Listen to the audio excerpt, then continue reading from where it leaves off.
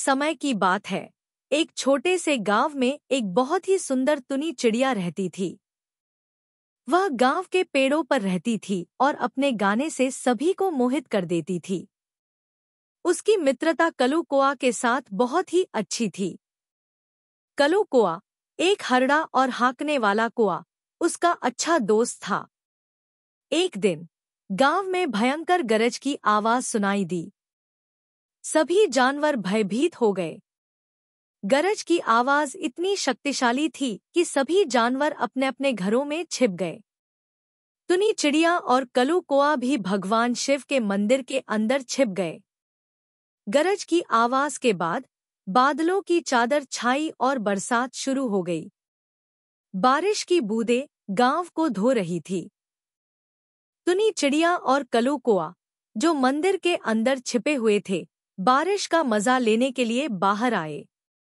वे बारिश के मौसम का आनंद लेने लगे और बरसात के संगीत को सुनते हुए नाचने लगे।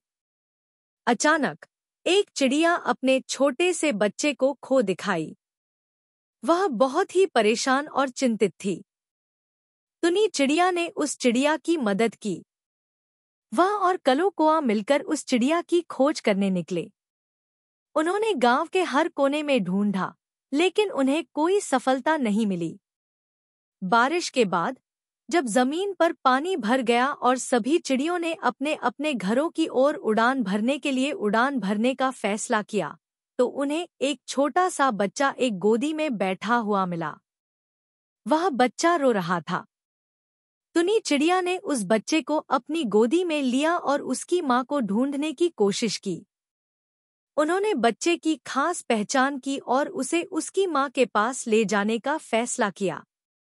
तुनी चिड़िया और कलूकोआ ने मिलकर बच्चे को उसकी मां के पास ले जाया। मां ने बच्चे को देखकर बहुत ही खुश हो गई और उन दोनों की मदद के लिए आभार व्यक्त किया।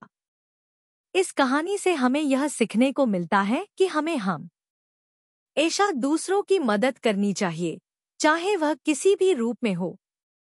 साथ ही हमें यह भी याद रखना चाहिए कि हमारी छोटी छोटी मदद से किसी का जीवन सचमुच में बदल सकता है। Like, comment, share and subscribe my channel for cartoon video.